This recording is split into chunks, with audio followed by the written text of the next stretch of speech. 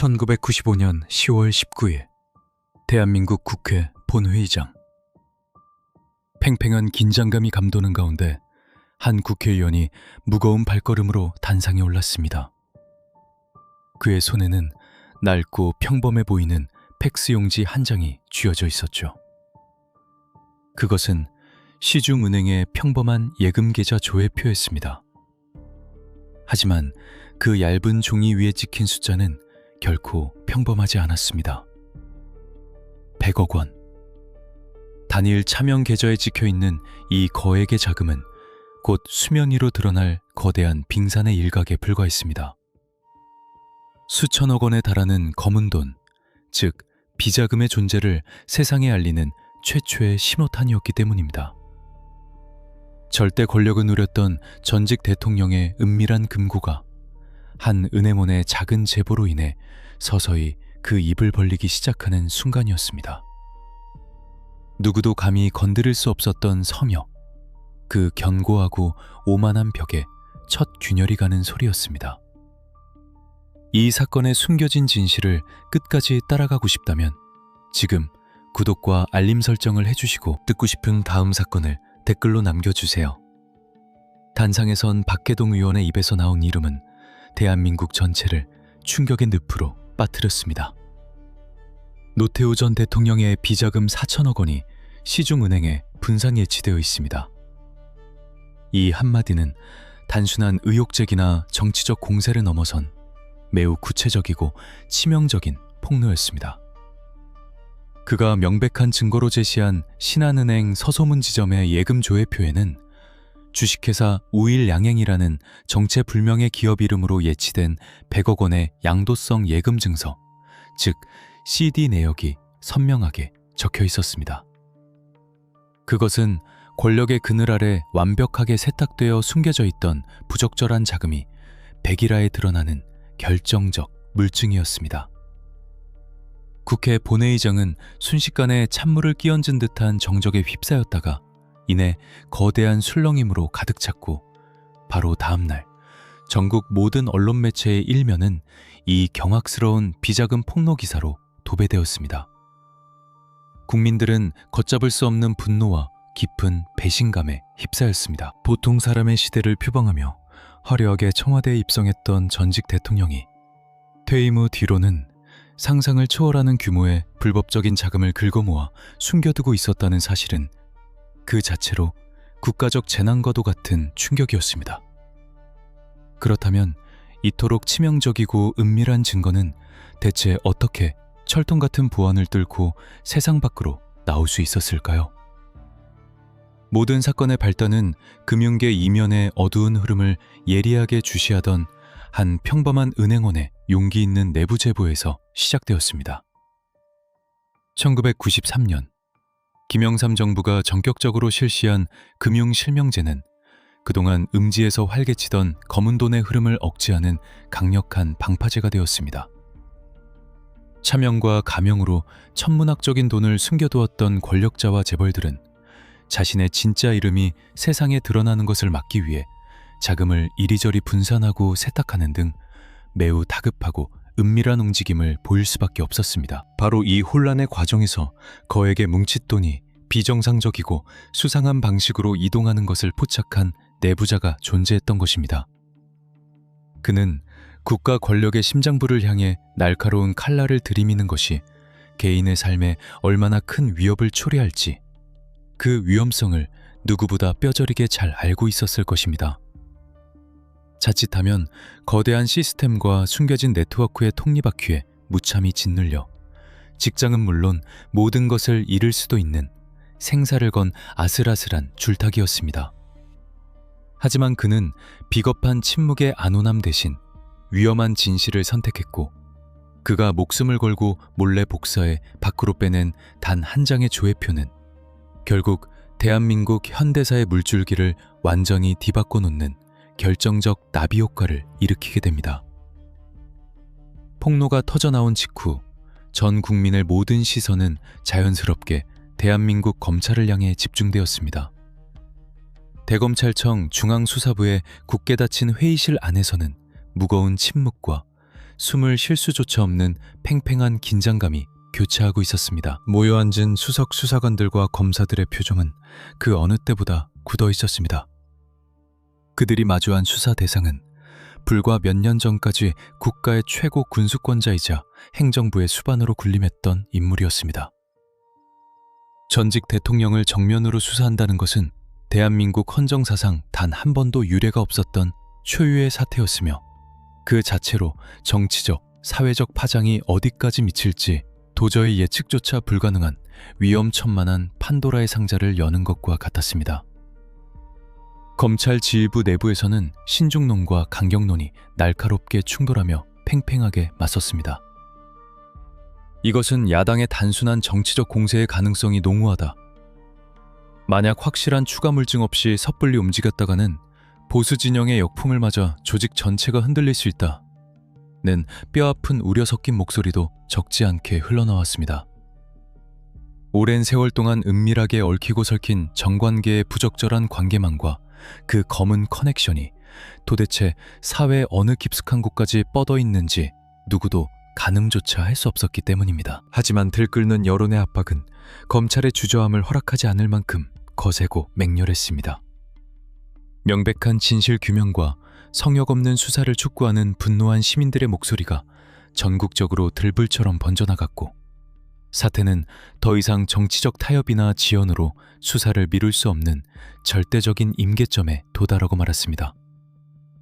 결국 대검찰청은 장고 끝에 결단을 내렸고 박계동 의원이 제시한 수상한 계좌에 대한 전면적이고도 강도 높은 내사에 전격 착수했습니다. 수사팀의 첫 번째 핵심 목표는 폭로된 100억 원의 실소유주가 정말 세간의 의혹대로 노태우 전 대통령 본인이 맞는지, 그리고 그 막대한 자금의 진짜 출처가 어디인지를 법정에서 반박할 수 없도록 완벽하게 입증하는 것이었습니다. 수사팀은 즉각 신한은행 서소문 지점을 비롯해 자금 흐름과 연관된 수많은 금융기관들에 대한 대대적인 압수수색 영장을 법원에 청구했습니다. 영장이 발부되자마자 수십 명의 베테랑 수사관들이 은행 분점과 각 지점에 동시다발적으로 들이닥쳐 창고에 쌓여있던 산더미 같은 전표와 회계장부, 그리고 컴퓨터 하드디스크와 거래 내역서들을 모조리 압수해 수십 개의 사과 상자에 담아들고 나왔습니다. 그날부터 대검찰청 특별조사실의 불빛은 밤낮을 가리지 않고 24시간 내내 환하게 켜져 있었습니다. 수사관들은 수십만 장에 달하는 방대한 금융거래 내역을 일일이 돋보기로 들여다보듯 대조하며 교묘하게 숨겨진 자금의 꼬리표를 끝까지 추적하는 고도의 지능전에 본격적으로 돌입했습니다. 특히 이번 사건의 핵심 매개체였던 양도성 예금증서, 즉 CD의 특성상 무기명으로 거래가 자유롭게 가능해 자금의 최초 출처와 최종 종착지를 추적하는 것은 극도로 까다롭고 고통스러운 작업이었습니다. 그러나 수사팀은 포기하지 않고 수표 뒷면에 적힌 깨알 같은 배서 내역을 하나하나 역추적하고 자금 이체에 관여한 수백 명의 관련자들을 소환해 작성한 방대한 진술조서를 교차 검증했으며 자금이 이동하고 예치된 특정 시간대의 은행 창구 CCTV 녹화 영상을 샅샅이 분석하는 등 당시 동원할 수 있는 모든 과학적, 논리적 수사기법을 총동원하여 권력의 은밀한 네트워크가 가진 추악한 실체를 한 겹씩 파헤치기 시작했습니다. 또한 차명 계좌의 명의를 빌려준 것으로 의심되는 여러 기업 관계자들과 친인척들을 외부의 시선을 피해 은밀히 소환하여 강도 높은 밤샘 조사를 벌였고, 그 치열한 신문 과정에서 서로 엇갈리는 진술의 맹점과 모순을 날카롭게 파고들며 범죄 혐의자들에게 강력한 심리적 압박을 가했습니다. 수사가 하루하루 깊이를 더해갈수록 폭로 초기에 제기되었던 4천억 원이라는 천문학적인 숫자는 결코 과장된 허풍이 아니었음이 수사 기록을 통해 명백하게 증명되고 있었습니다. 끈질기게 자금의 흐름을 쫓아갈 때마다 전혀 무관해 보이던 수백 개의 차명 계좌가 마치 땅속 깊이 묻혀있던 고구마 넝쿨처럼 끝도 없이 얽혀나왔고, 그 모든 복잡한 자금 세탁 경로의 맨 끝에는 항상 단 한 사람, 거대한 절대 권력자의 어두운 그림자가 짙게 어른거리고 있었습니다.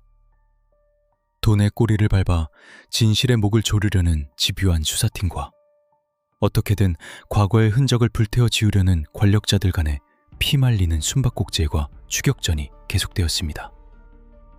수사 초기만 하더라도 모든 의혹을 전면 부인하며 두터운 법적, 정치적 방어막을 치고 버티던 노태우 전 대통령 측도 점차 숨통을 조여오는 촘촘한 수사망과 도저히 부인할 수 없는 명백한 금융 증거들 앞에서 굳건했던 방어벽이 조금씩 흔들리며 동요하기 시작했습니다. 이 사건은 이제 단순한 금융 실명제 위반 사고나 일개 정치인의 개인적인 일탈을 조사하는 차원의 문제를 아득히 넘어서고 있었습니다. 그것은 오랜 세월 동안 국가의 공적 권력을 철저히 사유화하고 기업들과의 비밀스러운 뒷거래를 통해 천문학적인 규모의 부를 부당하게 축적해온 최고 권력층의 뿌리 깊은 부패 사슬을 근본적으로 해치하는 대한민국 역사상 가장 거대하고 위험한 외과 수술의 시작이었습니다. 이름 모를 은행원이 빼낸 한 장의 얇은 팩스 용지에서 위태롭게 출발했던 검찰의 수사는 이제 누구도 멈출 수 없는, 돌이킬 수 없는 루비콘강을 건넜고 말았습니다. 그리고 수사팀이 벼린 차가운 칼끝은 마침내 대한민국에서 감히 누구도 범접할 수 없다고 굳게 믿어 의심치 않았던 절대 권력의 심장부를 향해 흔들림 없이 정조준되고 있었습니다.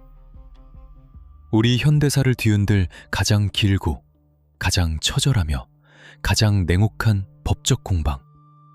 그 숨막히는 서막의 장막이 마침내 무겁게 거치고 있었습니다. 1987년 겨울, 대한민국 제13대 대통령 선거. 유세장마다 한 후보의 목소리가 쩌렁쩌렁하게 울려 퍼졌습니다. 나 이 사람 믿어주세요. 보통 사람입니다. 군부 독재의 길고 어두운 터널을 막 빠져나와 민주주의에 대한 열망으로 가득 차 있던 국민들에게 스스로를 보통 사람이라 낮추며 다가온 그의 선거 구호는 묘한 안도감과 기대를 심어주기에 충분했습니다. 권위주의를 청산하고 국민과 눈높이를 맞추겠다는 그 약속은 그를 청와대라는 국가 최고 권력의 정점으로 이끌었습니다. 그러나 그로부터 8년이라는 시간이 흐른 1995년 10월, 그 보통 사람의 굳게 닫혀있던 은밀한 금고문이 강제로 열렸을 때 국민들이 마주한 진실은 그 어떤 권위주의 군주보다도 탐욕스럽고 거대한 권력의 민낯이었습니다. 차명 계좌 속에 겹겹이 숨겨져 있던 천문학적인 액수의 검은 돈은 그가 외쳤던 보통 사람의 시대가 얼마나 기만적인 환상이었는지를 잔혹하게 증명하고 있었습니다. 계좌 조회표 폭로 이후 걷잡을 수 없이 타오르는 국민적 분노와 검찰의 전방위적인 압수수색이 목밑까지 치고 올라오자 끝까지 침묵으로 일관하던 연희동 자택의 굳게 닫힌 문이 마침내 열렸습니다. 1995년 10월 27일, 노태우 전 대통령은 수많은 취재진의 카메라 플래시가 빗발치는 가운데 텔레비전 생중계 카메라 앞에 섰습니다. 수척해진 얼굴로 마이크 앞에 선 그는 떨리는 목소리로 미리 준비해온 대국민 사과문을 읽어내려가기 시작했습니다. 재임 중 기업인들로부터 성금 등의 명목으로 약 5천억 원의 통치자금을 조성했습니다. 그의 입을 통해 직접 흘러나온 5천억 원 이자는 당시 대한민국 국가 예산의 규모나 평범한 서민들의 상식으로는 도저히 가늠조차 되지 않는 경악스러운 액수였습니다. 그는 눈물을 훔치며 고개를 숙였고 남은 막대한 자금을 국가와 사회를 위해 헌납하겠다며 선처를 호소했습니다. 하지만 텔레비전 화면 너머로 그 눈물을 지켜보던 국민들의 가슴 속에는 동정심 대신 뼈저린 배신감과 허탈함만이 깊게 자리 잡고 있었습니다. 대통령이라는 직위를 이용해 은밀한 접대와 부적절한 거래를 일삼으며 쌓아 올린 그 거대한 부의 탑은 텔레비전 앞에서의 눈물 몇 방울로 결코 씻어낼 수 없는 무거운 역사적 범죄였기 때문입니다. 전직 대통령의 충격적인 자백이 생중계된 직후 대검찰청 중앙수사부의 움직임은 더욱 빠르고 날카로워졌습니다. 이제 수사의 초점은 단순히 비자금의 존재 여부를 확인하는 것을 넘어 그 거대한 자금이 어떤 불법적인 경로를 통해 조성되었으며 대가성 있는 부적절한 청탁이 오고 갔는지 그 뇌물성을 법적으로 완벽하게 입증하는 데 맞춰졌습니다. 검찰은 지체 없이 노태우 전 대통령에 대한 공식 소환장을 발부했습니다. 1995년 11월 1일 오전, 대한민국 헌정사상 최초로 전직 국가원수가 피의자 신분으로 검찰청 포토라인에 서는 초유의 사태가 벌어졌습니다. 서울 서초동 배검찰청 청사 주변은 이른 새벽부터 수천 명의 경찰 병력과 수백 명의 내외신 기자들, 그리고 진실 규명을 촉구하는 분노한 시민들로 인산인해를 이루었습니다. 굳은 표정으로 조사실로 향하는 그의 뒷모습은 절대 권력의 무상함과 법의 엄중함을 동시에 보여주는 상징적인 장면이었습니다. 대검찰청 11층에 위치한 특별조사실, 그 밀폐된 공간 안에서는 국가의 최고 권력자였던 피의자와 진실을 파헤치려는 특수부 검사들 간의 숨막히는 진실 공방이 시작되었습니다. 수사팀은 사전에 치밀하게 분석한 수만 장의 회계장부와 계좌 추적 내역, 그리고 기업 총수들로부터 받아낸 방대한 진술 조사를 책상 위에 산더미처럼 쌓아두고 피의자를 강하게 압박했습니다. 16시간이라는 유례없이 길고 고통스러운 철야 신문 과정에서 검찰은 돈의 출처와 대가성을 집요하게 추궁했습니다. 노 전 대통령 측은 해당 자금이 기업들이 자발적으로 낸 이른바 통치자금 혹은 정치자금일 뿐 특정 사업권이나 이권을 위한 대가성 뇌물은 결코 아니었다며 혐의를 완강히 부인하는 법리적 방어막을 쳤습니다. 통치행위라는 모호한 명분 뒤에 숨어 법적 책임을 회피하려는 고도의 전략이었습니다. 하지만 수사팀의 창끝은 그 방어막을 뚫을 만큼 예리하고 단단했습니다. 검사들은 압수수색을 통해 확보한 비밀장부의 암호 같은 숫자들과 차명 계좌의 복잡한 자금 세탁 경로를 하나하나 짚어가며 자금의 흐름이 국가 주요 국책사업의 사업자 선정식이나 대형 무기 도입 등 막대한 이권이 걸린 국책사업의 결정 시점과 정확히 일치한다는 결정적인 정황 증거들을 조목조목 들이밀었습니다. 기업인들의 구체적인 진술과 금융 거래 내역이 교차 검증되면서 단순한 관행으로 치부하려던 통치자금의 주장은 설 자리를 잃어가고 있었습니다. 그것은 명백한 권력의 남용이었고 국가 경제의 근간을 흔드는 거대한 정경유착의 범죄적 결과물이라는 사실이 검찰의 논리적이고 과학적인 프로파일링과 증거 분석을 통해 서서히 법적 사실로 굳어지고 있었습니다. 팽팽했던 조사가 끝나고 며칠 뒤인 1995년 11월 16일, 대한민국 사법부와 검찰은 마침내 역사적인 결단을 내리게 됩니다. 법원은 검찰이 청구한 구속영장을 발부했고 전직 대통령 노태우는 뇌물수수 등의 혐의로 전격 구속되어 서울구치소로 향하는 호송차에 올랐습니다. 권력의 정정에서 화려한 스포트라이트를 받던 그가 좁은 독방에 수감되는 순간 대한민국 사회는 엄청난 심리적 충격과 동시에 묘한 카타르시스를 경험해야만 했습니다. 아무리 막강한 권력을 쥐었던 사람이라 할지라도 법 앞에서는 만인이 평등하다는 너무나 당연하지만 그동안 한 번도 실현되지 못했던 민주주의의 기본 원칙이 비로소 작동하기 시작한 것입니다. 그러나 전직 대통령 한 사람을 구속하는 것으로 이 거대한 스캔들이 끝난 것은 결코 아니었습니다. 그의 입을 통해 쏟아져 나온 진술과 검찰이 확보한 비밀 장부 속에는 이 부적절한 거래에 깊숙이 가담했던 수많은 재벌 총수들과 정치인들의 이름이 촘촘하게 적혀 있었습니다. 과연 이 거대한 검은 돈의 먹이사슬에 얽힌 자들은 누구이며 그들은 어떻게 국가의 권력을 돈으로 사고 팔 수 있었을까요?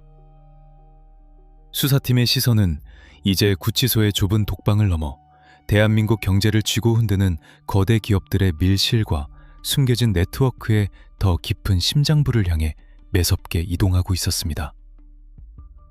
이 전대미문의 사건은 단순히 한 개인의 탐욕을 처벌하는 것을 넘어 대한민국 사회의 구조적 모순을 근본적으로 해부하는 차가운 수술대 위로 올라가게 된 것입니다. 전직 대통령이 미결수 신분으로 구치소의 차가운 독방에 수감되던 날, 온 나라는 충격과 경악 속에서도 일말의 안도감을 느꼈습니다.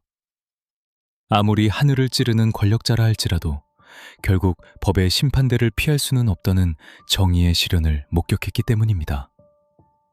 하지만 대검찰청 중앙수사부 특별조사실의 불빛은 그날 밤에도 결코 꺼지지 않았습니다.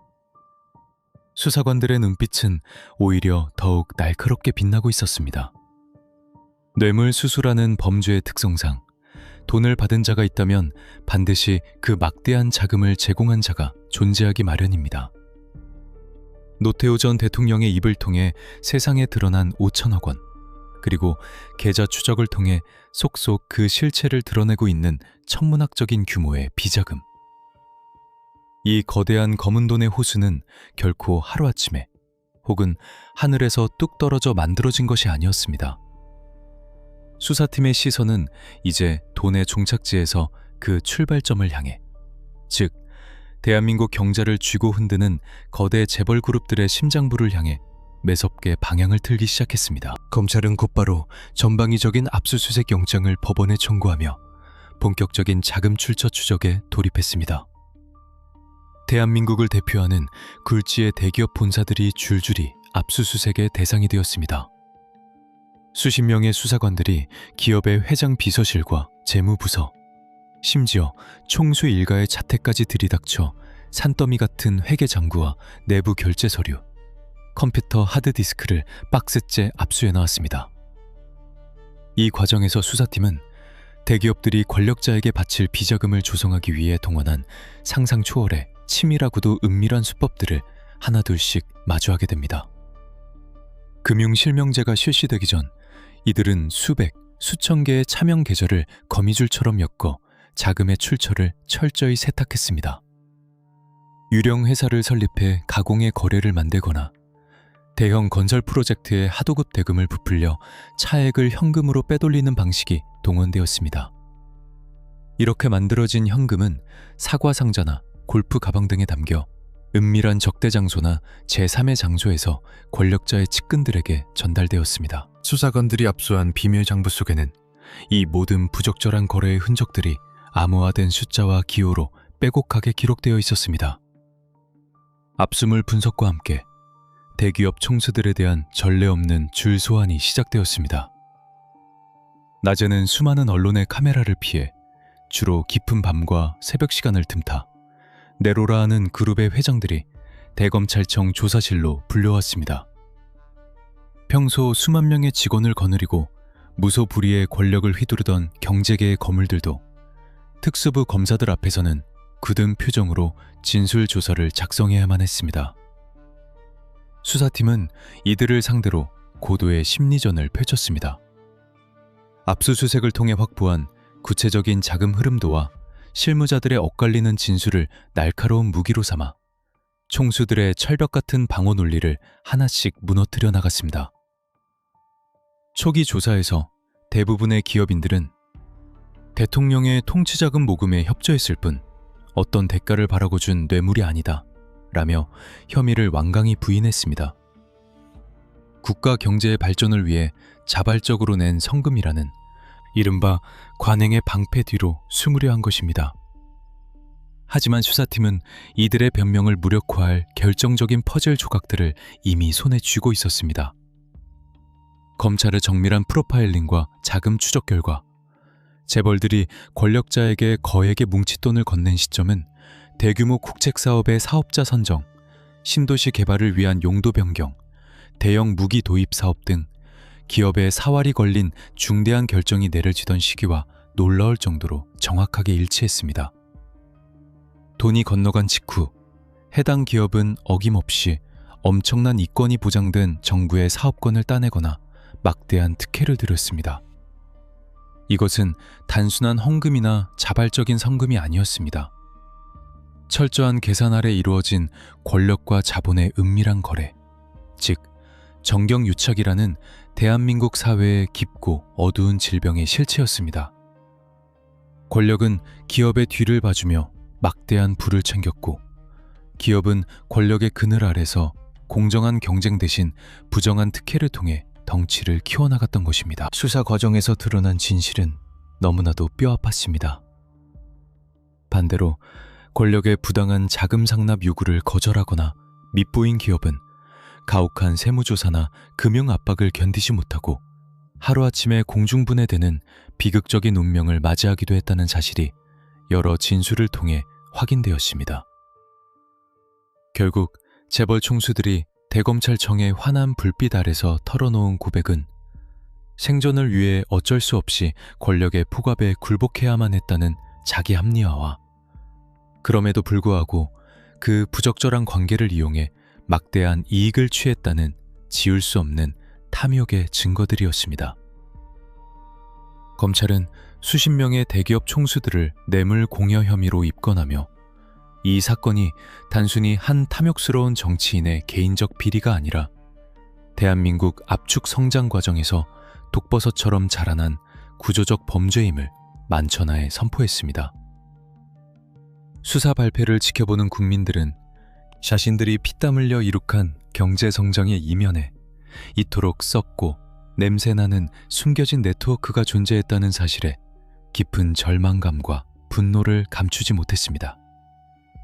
그런데 방대한 계좌와 비밀 장부를 샅샅이 뒤지며 자금의 꼬리를 집요하게 쫓던 검찰 수사팀은 어느 순간 등골이 서늘해지는 기이한 현상을 발견하게 됩니다.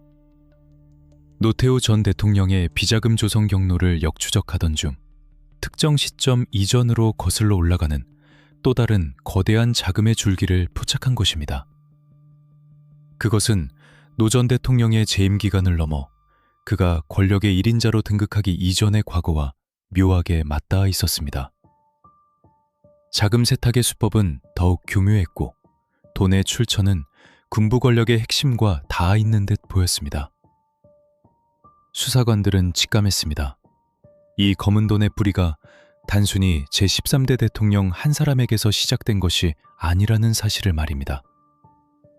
모든 증거와 자금의 흐름은 이제 노태우 전 대통령을 권력의 정점으로 이끌었던 그의 오랜 버시자, 전임자, 그리고 1980년대 대한민국을 철권으로 통치했던 또 다른 거대한 그림자를 향해 소리 없이 방향을 틀고 있었습니다. 여론의 압박 속에 시작된 수사는 이제 누구도 예측하지 못했던 현대사의 가장 어둡고 깊은 심연을 향해 거침없이 나아가고 있었습니다. 폭풍정야의 고요함 속에서 역사의 시계바늘은 서서히 그 치열하고도 냉혹한 다음 페이지를 넘길 준비를 하고 있었습니다. 노태우 전 대통령의 비자금 장부를 샅샅이 해부하던 대검찰청 중앙수사부의 밀실. 수백 개의 차명 계좌와 복잡하게 얽힌 자금 세탁의 미로를 집요하게 추적하던 수사관들은 어느 순간 설명하기 힘든 기이한 단절과 또 다른 은밀한 연결고리를 동시에 마주하게 됩니다. 돈의 꼬리를 밟고 과거로, 더 먼 과거로 거슬러 올라갈수록 1988년이라는 노 전 대통령의 취임 시점 이전부터 이미 거대하게 형성되어 있던 또 다른 검은 자금의 맥이 희미하게 그 윤곽을 드러내기 시작한 것입니다. 수사팀의 뇌리에는 자연스럽게, 그러나 너무나도 무거운 하나의 질문이 떠올랐습니다. 만약 후임자인 노태우 전 대통령이 이토록 천문학적인 규모의 불법 자금을 긁어모았다면, 그를 권력의 정점으로 이끌었고 그보다 앞서 훨씬 더 길고 강력하게 무소불위의 권력을 휘둘렀던 전임자 전두환 전 대통령의 금고는 과연 비어있을까? 그것은 대한민국 현대사의 가장 어둡고 깊은 심연을 들여다보는 몹시도 서늘하고 두려운 의문의 시작이었습니다. 단지 한 개인의 횡령이나 부패를 쫓는 것이 아니라 오랜 세월 독버섯처럼 자라난 국가 권력의 그림자 그 자체를 추적해야 하는 거대한 과제가 수사팀 앞에 던져진 것입니다. 여론의 흐름 역시 심상치 않게 흘러가고 있었습니다. 노태우 전 대통령의 구속이라는 사상 초유의 사태를 지켜본 국민들은 이제 단순히 한 정권의 부도덕한 자금 축제에 대해 분노하는 것을 넘어섰습니다. 그들이 애초에 어떻게 그 막강한 국가 권력을 손에 쥘 수 있었는지, 그 권력의 정당성 자체에 대한 근본적인 물음을 던지기 시작한 것입니다. 1979년 12월 12일의 군사적 충돌, 그리고 그 이후 벌어진 일련의 참혹한 역사적 비극을 딛고 세워진 권력. 그 폭압적인 권력의 그늘 아래서 삭튼 정경유착과 부적절한 관계망이 결국 수천억 원의 비자금이라는 거대한 괴물을 인태했다는 사실을 국민들은 뼈저리게 직감하고 있었습니다.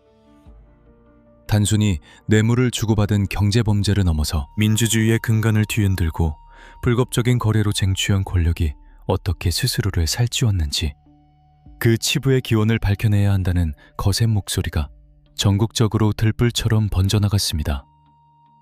들끓는 여론의 압박은 단순한 분노를 넘어 과거의 잘못된 역사를 법의 심판대에 올려야 한다는 거대한 시대적 요구로 빠르게 진화하고 있었습니다.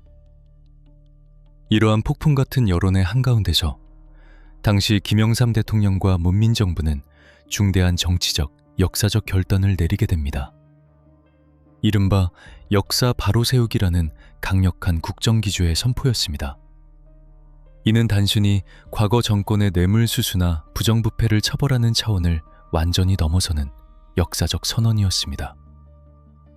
헌정 질서를 무너뜨리고 불법적인 방식으로 국가 최고 권력을 장악한 그 행위 자체를, 그리고 그 과정에서 파생된 모든 은밀한 네트워크와 억압적인 구조를 법과 원칙에 따라 철저히 단죄하겠다는 강력한 국가적 의지의 표면이었습니다.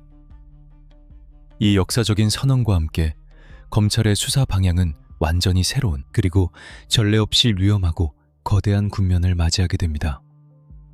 대검찰청은 노태우 전 대통령의 비자금 수사를 넘어 전두환 전 대통령과 그 일가의 은닉재산, 그리고 과거 정권의 불법적인 자금 조성 의혹 전반에 대한 전면적이고도 심층적인 내사에 전격 착수했습니다. 과거의 망령을 향한 국가수사기관의 공식적인 선전포고가 내려진 셈입니다. 하지만 전두환 전 대통령 측을 향한 수사는 노태우 전 대통령 때와는 비교할 수 없을 정도로 험난한 가시밭길을 예고하고 있었습니다. 이미 권좌에서 물러난 지 무려 8년이라는 긴 세월이 흘렀고, 그동안 증거들은 철저하게 인멸되거나 교묘하게 세탁되었을 가능성이 매우 농후했기 때문입니다. 수사팀은 1980년대 초반부터 생산된 수십만 페이지에 달하는 방대한 과거 금융기록과 국세청의 세무자료, 그리고 국방부와 주요 정보기관의 오래된 문서 보관소를 문자 그대로 이잡듯 뒤지기 시작했습니다. 먼지가 뽀얗게 내려앉은 낡고 빛바랜 서류철 속에서 최태랑 수사관들은 과거 정권 시절 벌어졌던 대형 국책 사업의 예산 집행 내역과 특정 기업들에 대한 수상한 자금 지원의 흐름을 돋보기로 들여다보듯 꼼꼼하게 대조하고 분석해 나갔습니다. 특히 권력의 심장부에서 이루어졌던 은밀한 접대와 부적절한 거래의 정황을 입증하기 위해 당시 청와대 안가의 출입 기록과 경호처의 근무일지, 심지어 과거 주요 인사들의 일정표까지 샅샅이 훑어내려갔습니다. 밤을 지새우며 낡은 종이에 행간에 숨겨진 진실을 읽어내려는 수사관들의 눈가에는 깊은 피로와 함께 날카로운 집념이 묻어났습니다. 이와 동시에 수사팀은 전두환 전 대통령 일가와 측근들의 부동산 거래 내역 및 주식 변동 상황에 대한 대대적인 계좌 추적과 자금 출처 조사를 전방위적으로 병행했습니다. 금융실명제가 실시되기 훨씬 이전의 일이었기에 차명이나 도명으로 전국 방방곡곡에 은닉되어 있을 가능성이 높은 막대한 규모의 자산들을 찾아내는 것은 모래사장에서 바늘을 참는 것과 같은 고도의 지능전이었습니다. 검찰의 첨단 금융수사 기법과 과학적 프로파일링이 총동원되었습니다.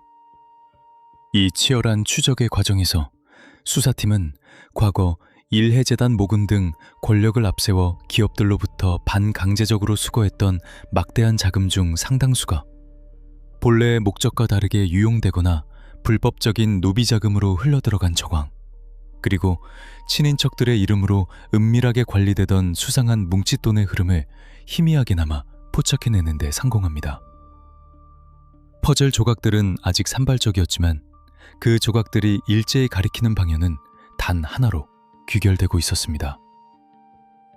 국가 권력의 완벽한 비호 아래 철저하게 통제되고 은폐되었던 상상을 초월하는 규모의 숨겨진 카르텔이 분명히 존재한다는 움직일 수 없는 사실이었습니다. 수사관들이 밤을 새워가며 오래된 진술조서와 회계장부의 암호 같은 숫자들과 처절하게 씨름하는 동안 대한민국 사회의 분위기는 그야말로 언제 폭발할지 모르는 화라산 같았습니다. 매일같이 언론을 통해 쏟아져 나오는 과거 정권의 새로운 비리 의혹과 수사 속보들은 국민들의 가슴 속에 억눌려 있던 분노에 기름을 부었고 아물지 않은 과거의 상처를 다시금 선명하게 끄집어냈습니다. 단순히 돈을 주고받은 부패 스캔들의 차원을 넘어 국가의 헌정 질서를 유린하고 그 대가로 쌓아 올린 권력의 탑을 이제는 완전히 해체해야 한다는 절규가 거리 곳곳에서 울려 퍼졌습니다. 어떠한 권력도 법 위에 군림할 수 없다는 성역 없는 수사를 요구하는 여론의 거대한 압박은 검찰 수사팀에게는 감당하기 벅찬 엄청난 부담인 동시에 결코 물러설 수 없는 강력한 동력으로 작용했습니다. 검찰은 수사의 칼끝을 더욱 매섭고 예리하게 베리며 권력의 심장부를 향한 마지막 포위망을 숨막히게 좁혀가고 있었습니다. 이제 전 국민의 모든 시선과 언론의 카메라 렌즈는 단 한 곳, 서울 연희동에 굳게 닫힌 거대한 철제 대문을 향하고 있었습니다. 1980년대 대한민국을 철권으로 통치하며 절대적인 권력을 누렸던 바로 그 인물.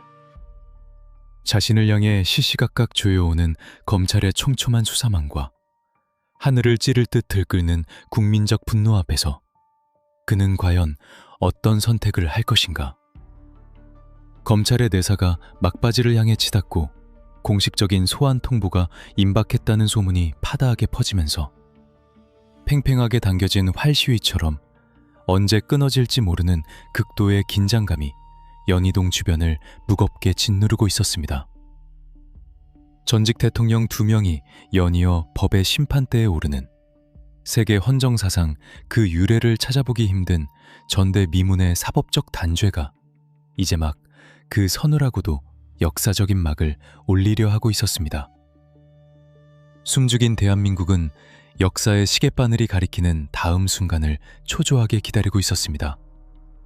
그것은 피할 수 없는 정면 충돌, 그 숨막히는 카운트다운의 시작이었습니다. 1995년 12월의 첫날, 대검찰청 특별수사본부는 마침내 길고 긴 장고를 끝내고 중대한 결단을 내렸습니다.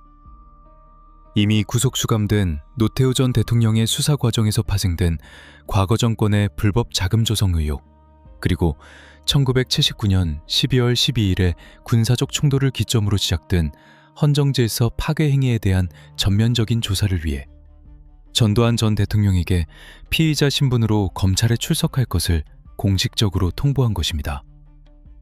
이것은 단순한 소환장이 아니었습니다.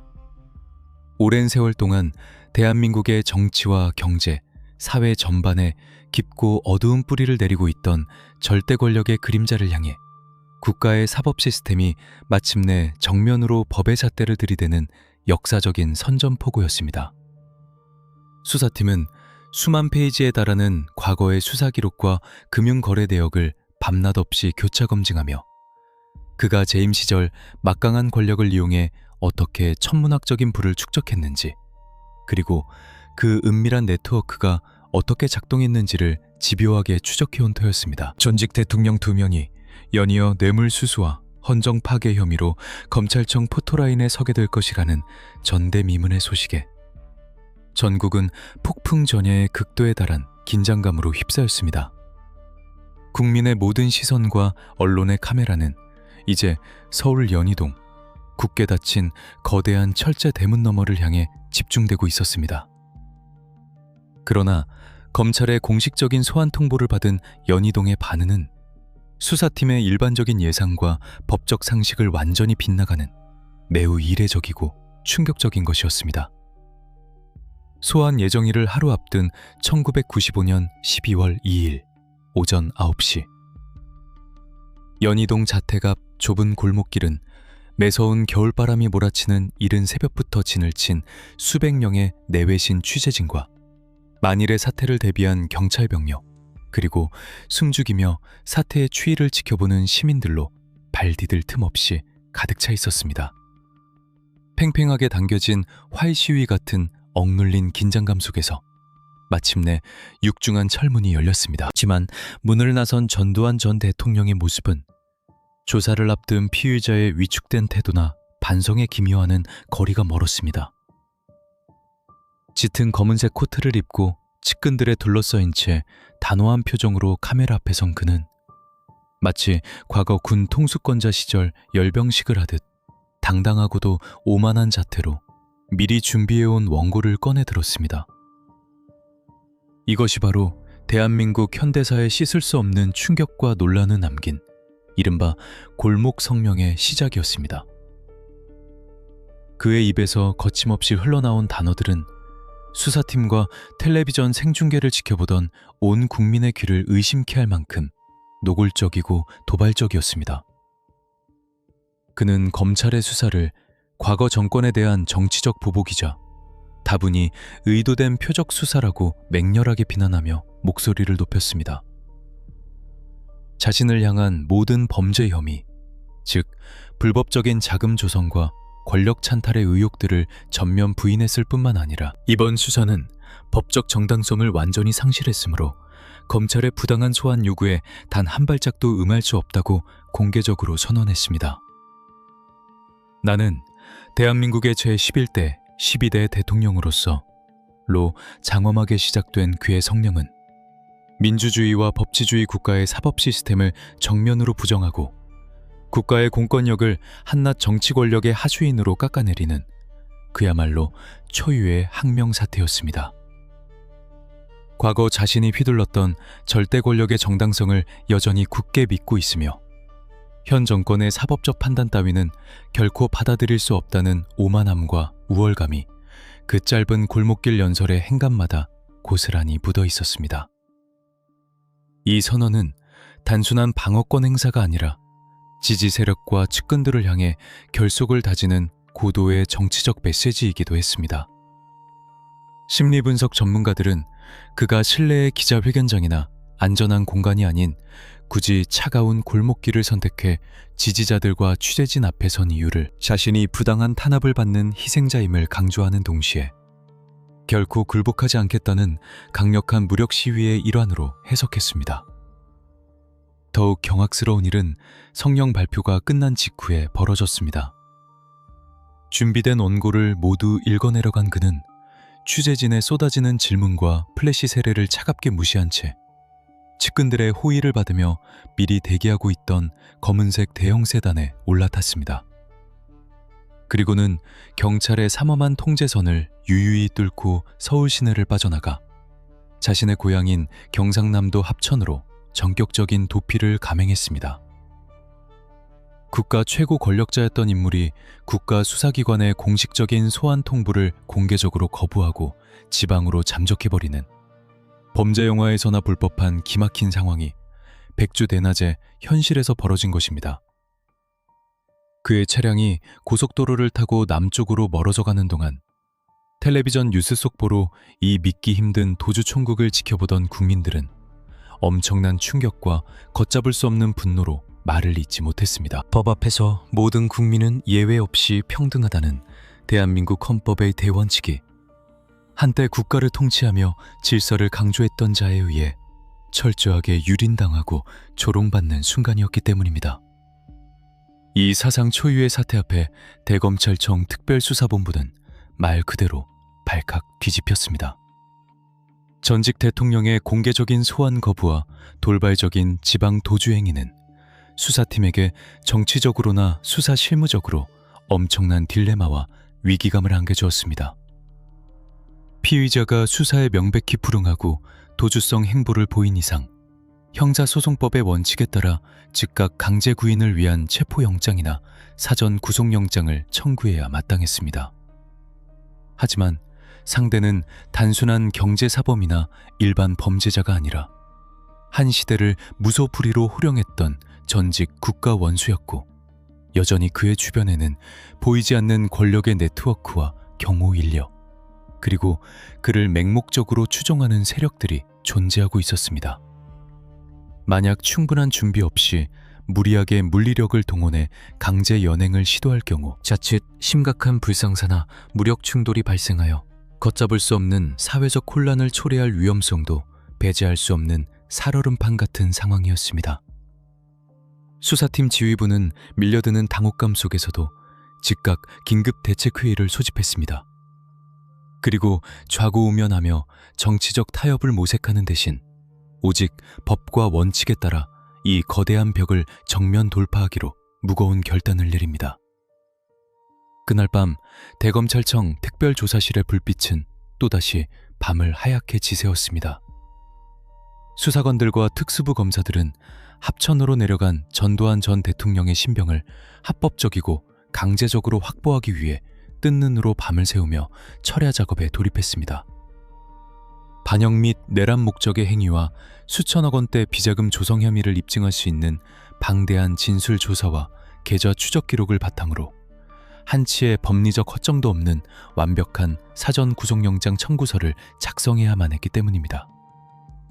그가 골목 성명을 통해 수사기관의 정당성을 공개적으로 부정하고 거주지를 무단으로 이탈해 은닉한 행위는 역설적으로 형사소송법상 구속의 가장 핵심적인 사유인 도주 및 증거인멸의 우려에 정확하게 부합하는 완벽한 법리적 근거를 검찰에 스스로 제공한 셈이 되었습니다. 팽팽한 타자 소리와 두꺼운 서류더미를 넘기는 소리만이 무겁게 울려 퍼지는 조사실 안에는 법의 엄중함을 반드시 증명해내야 한다는 수사팀의 비장한 결의가 짙게 가라앉아 있었습니다. 국가 권력의 비호 아래 오랜 세월 철저하게 숨겨져 왔던 은밀한 거래의 실체와 헌정 질서 파괴라는 중대한 역사적 범죄 혐의를 이번 기회에야말로 낱낱이 파헤쳐 법의 심판대에 올리겠다는 단호하고도 냉혹한 수사 의지였습니다.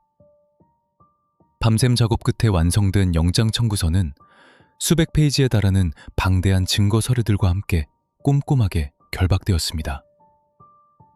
이윽고 다음 날인 12월 3일 새벽 동이틀 무렵, 검찰은 전두환 전 대통령에 대한 사전 구속영장을 법원에 전격 청구했습니다.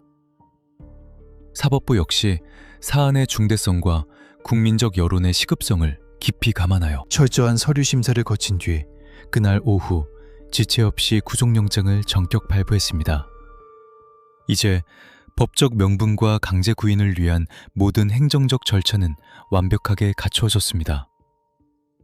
영장 발부 직후 대검찰청 수사관들과 수십 명의 무장 경찰 병력으로 구성된 특별 체포조가 긴급히 결성되었고, 이들은 법원의 직인이 선명하게 찍힌 구속영장을 가슴에 품고 전직 대통령이 머물고 있는 경남 합천을 향해 곧바로 무거운 발걸음을 내디뎠습니다.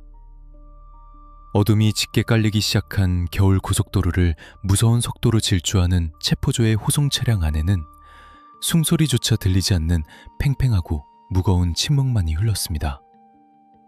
절대 권력의 정점에서 국가의 모든 것을 쥐고 흔들었던 자와 그 권력의 어두운 이면을 파헤쳐 역사의 심판대에 세우려는 자들의 피할 수 없는 정면 승부.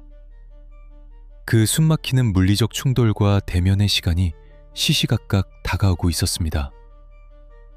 대한민국 현대사의 거대한 물줄기를 영원히 뒤바꿔 놓을 또 한 번의 거센 폭풍이 칠흑 같은 어둠 속에 잠긴 고요한 시골 마을 합천을 향해 맹렬하고 냉혹하게 몰아치고 있었습니다. 1995년 12월 3일 새벽, 경상남도 합천. 칠흑 같은 어둠이 짙게 깔린 고요한 시골 마을에 매서운 겨울바람만이 스산하게 불고 있었습니다. 하지만 생가로 향하는 좁은 골목 어귀부터 겹겹이 둘러쳐진 경찰의 폴리스 라인과 숨을 죽인 채 대기하고 있는 수백 명의 취재진이 뿜어내는 팽팽한 열기는 이곳이 대한민국 현대사의 가장 극적인 현장임을 무언으로 증명하고 있었습니다. 대검찰청 특별조사팀 수사관들이 가슴에 품고 내려온 구속영장의 잉크가 채 마르기도 전인 이른 아침, 마침내 전두환 전 대통령이 머물던 생가의 무거운 문이 열렸습니다. 불과 하루 전 서울 연희동 골목에서 당당하게 국가의 사법 시스템을 부정하며 도피를 감행했던 절대 권력자의 오만한 모습은 온데간데 없었습니다. 무장경찰의 철통 같은 경계 속에서 수사관들이 법원의 직인이 선명하게 찍힌 영장을 제시하고 미란다 원칙을 고지하는 짧고도 건조한 순간, 현장에는 누구도 감히 입을 열지 못하는 숨막히는 정적이 흘렀습니다. 권력의 정점에서 무소불위의 힘을 휘둘렀던 그가 결국 헌정사상 두 번째로 구속되는 전직 대통령이라는 불명예를 안고 체포되는 역사적인 찰나였습니다. 측근들의 침통한 표정과 억눌린 탄식을 뒤로한 채 그는 굳게 입을 다문 표정으로 검찰이 미리 준비해둔 호송 차량에 무거운 몸을 실었습니다.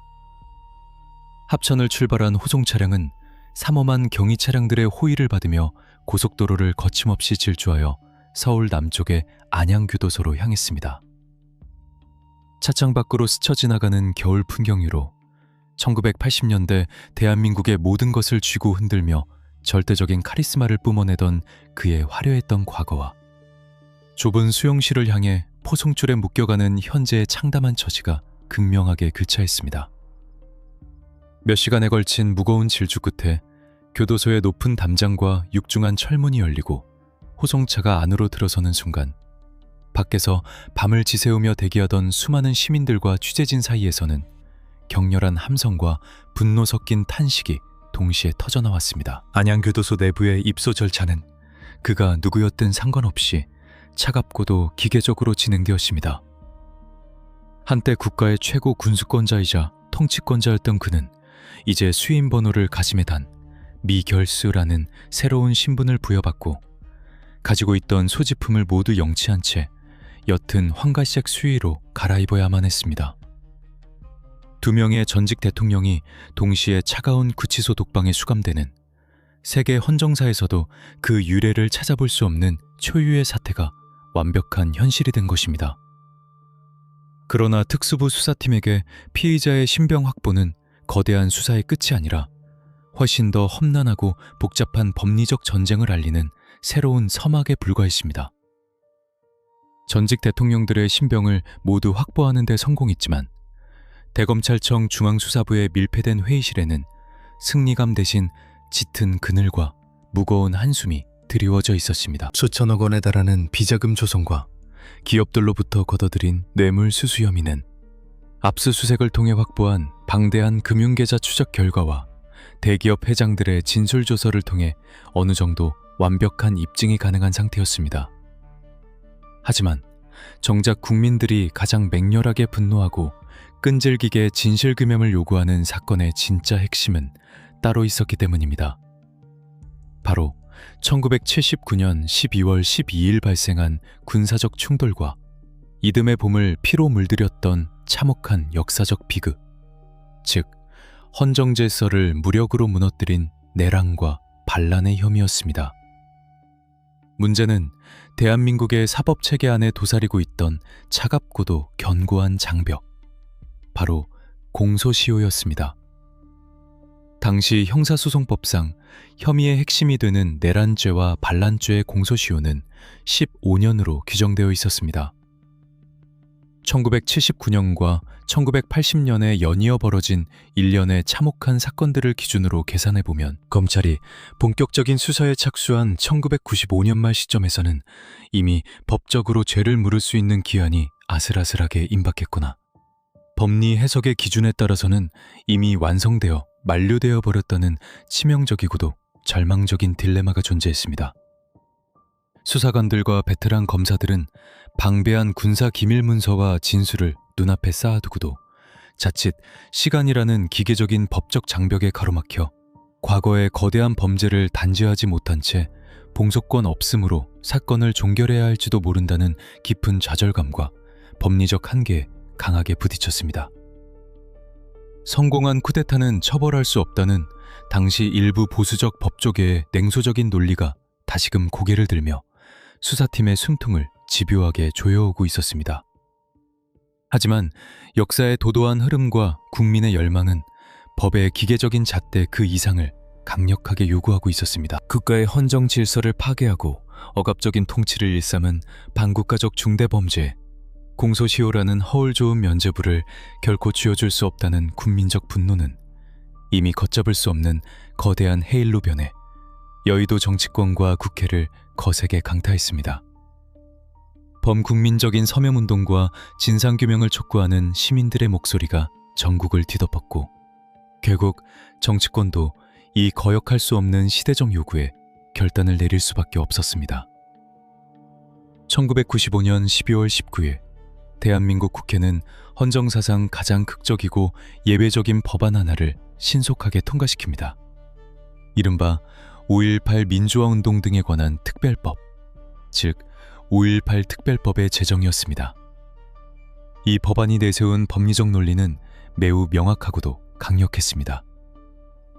헌정 질서를 파괴하고 불법적으로 국가 권력을 장악한 자들이 스스로 대통령의 자리에 앉아 무소불위의 국가원수 특권을 누리던 그 기나긴 재임 기간 동안에는 국가의 소추권, 즉 검찰이 그들을 정상적으로 수사하고 기소할 수 있는 권리가 사실상 마비된 상태였다는 해석이었습니다. 따라서 그들이 권좌에 머물렀던 그 기간만큼은 공소시효의 진행이 완전히 정지된 것으로 간주해야 한다는 획기적이고도 역사적인 법리적 결단이 내려진 것입니다. 이는 일부에서 제기된 과거를 처벌하기 위한 무리한 소급 입법이라는 위헌 논란과 반발을 무릅쓰고 무너진 정의를 바로 세우고 헌법의 가치를 수호하기 위해 국가 공동체가 내린 중대한 역사적, 사법적 선언이었습니다. 5월 18 특별법이라는 강력하고도 날카로운 법적 무기가 수사팀의 손에 쥐어지자 수백 페이지의 진술 조서 더미 속에 갇혀 숨죽이고 있던 검찰의 수사는 완전히 새로운 차원으로 맹렬하게 도약하게 됩니다. 이제 특별수사본부는 시간의 굴레와 제약에서 완전히 벗어나 과거 정보기관의 깊숙한 곳에 숨겨져 있던 비밀 문서와 군 지휘부의 낡은 작정일지를 정밀하게 타격하는 본격적인 내란 및 반란 혐의 수사에 전면적으로 착수할 수 있게 되었습니다. 좁고 밀폐된 특별조사실 안에서는 단순히 비자금의 액수와 뇌물 전달 경로를 묻는 단편적인 조사를 넘어섰습니다. 과거 어느 시점에 누구의 은밀한 지시로 불법적인 병력 이동이 이루어졌는지, 합법적인 헌법기관이 어떻게 강압적으로 무력화되고 짓밟혔는지, 그 치밀하고 잔혹했던 권력 찬탈의 시나리오를 퍼즐 맞추듯 재구성하는 치열한 신문과 진실 공방이 밤낮 없이 이어졌습니다. 이것은 수사의 성격 자체가 송두리째 뒤바뀌는 결정적인 전환점이었습니다. 애초에 평범한 은행원의 작은 내부 제보 하나로 촉발되었던 수천억 원대 비자금 은닉 및 뇌물수수라는 대형 경제 스캔들은 이제 헌정 질서를 유린하고 무력으로 권력을 탈취한 내란 목적의 행위 및 반란이라는 대한민국 사상 최고조의 국사범 재판으로 그 체급이 완전히 격상되었습니다. 과거의 어두운 진실을 겹겹이 감싸고 있던 두꺼운 장막이 특별법이라는 예리한 칼날에 의해 마침내 무참히 찢겨나가면서 두 전직 대통령은 이제 단순한 부패 정치인이나 경제사범이 아닌 역사의 엄중한 법정 앞에선 헌정 파괴의 피의자로서 기나긴 법적 공방을 준비해야만 했습니다. 대한민국 사법부가 마주한, 아니 대한민국 현대사가 마주한 가장 거대하고 무거운 세기의 재판의 막이 마침내 서서히 그리고 웅장하게 오르고 있었습니다. 1996년 3월 11일 서울 서초동에 위치한 서울지방법원 주변은 이른 새벽부터 말 그대로 거대한 요새를 방불케 했습니다. 법원 반경 수킬로미터 이내에는 수천 명의 무장 경찰 병력이 겹겹이 통제선을 구축했고, 하늘에는 만일의 사태를 대비한 경찰 헬기가 낮게 선회하며 차가운 프로펠러 소리를 뿜어내고 있었습니다. 전 세계 주요 언론사의 중계차들이 법원 앞마당을 가득 메운 가운데 수많은 시민들이 역사적인 순간을 두 눈으로 직접 목격하기 위해 차가운 아스팔트 위에서 밤을 지새웠습니다. 이윽고 오전 9시 30분, 삼엄한 경호를 받는 호송버스 여러 대가 법원 서문 안으로 미끄러져 들어왔습니다. 대한민국 사법부 역사상 가장 넓은 공간을 자랑하는, 그러나 그 어느 때보다 무겁고 숨막히는 긴장감으로 가득 찬 417호 대법정의 무거운 나무 문이 마침내 열렸습니다. 헌정사상 최초로 2명의 전직 대통령이 나란히 피고인석에 앉아 법의 심판을 받는 이른바 세기의 재판이 그 서늘하고도 거대한 막을 올리는 순간이었습니다. 법정 안의 공기는 날카로운 얼음장처럼 차가웠습니다. 검사석에는 대검찰청 특별수사본부 소속의 최정예 특수부 검사들이 비장한 표정으로 자리 잡고 있었습니다. 그들의 등 뒤로는 압수수색을 통해 확보한 수만 페이지에 달하는 방대한 수사 기록과 증거물 상자들이 산더미처럼 쌓여 있었습니다. 그것은 단순한 종이더미가 아니었습니다. 누군가의 은밀한 금고에서 빠져나온 차명 계좌의 거래 내역서, 거대 재벌 그룹의 밀실에서 작성된 비자금 조성 장부, 그리고 10여 년 전 정보기관의 깊숙한 금고 속에 숨겨져 있던 낡은 군사작전 일지와 지휘관들의 통화 기록들이었습니다. 검찰은 이 방대한 기록의 바닷속에서 오직 객관적인 사실과 증거만을 건져 올려 피고인들이 오랜 세월 구축해온 거짓의 방어벽을 산산조각 내겠다는 냉혹한 의지를 불태우고 있었습니다. 피고인석에 앉은 전두환, 노태우 두 전직 대통령과 그 측근들을 향해 검찰은 뇌물 수수를 넘어 내란 목적 행위와 반란 수괴라는 가장 무거운 죄명의 공소사실을 건조하고 단호한 목소리로 읽어내려가기 시작했습니다. 본격적인 재판이 시작되자마자 법정은 곧바로 치열하고도 피말리는 법리적 공방의 전쟁터로 돌변했습니다. 피고인 측을 방어하기 위해 나선 수십 명의 호화 변호인단은 검찰의 논리를 무력화하기 위해 사활을 걸었습니다. 그들이 내세운 가장 핵심적이고도 논쟁적인 방어 논리는 바로 성공한 쿠데타는 처벌할 수 없다는 법리적 주장이었습니다. 즉, 1979년 12월 12일의 군사적 움직임과 이후의 정권 장악 과정은 이미 역사적으로 성공하여 새로운 헌정 질서를 창출한 고도의 정치적 통치 행위이므로 현행 사법부가 소급하여 형사재판의 잣대로 심판할 권한이 없다는 주장이었습니다.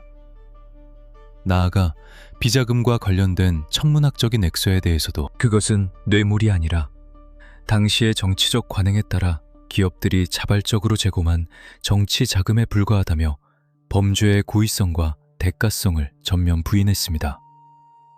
이는 재판의 본질을 범죄에 대한 단죄가 아닌 정치적 보복으로 프레임화하려는 매우 치밀하고도 공격적인 법정 전략이었습니다.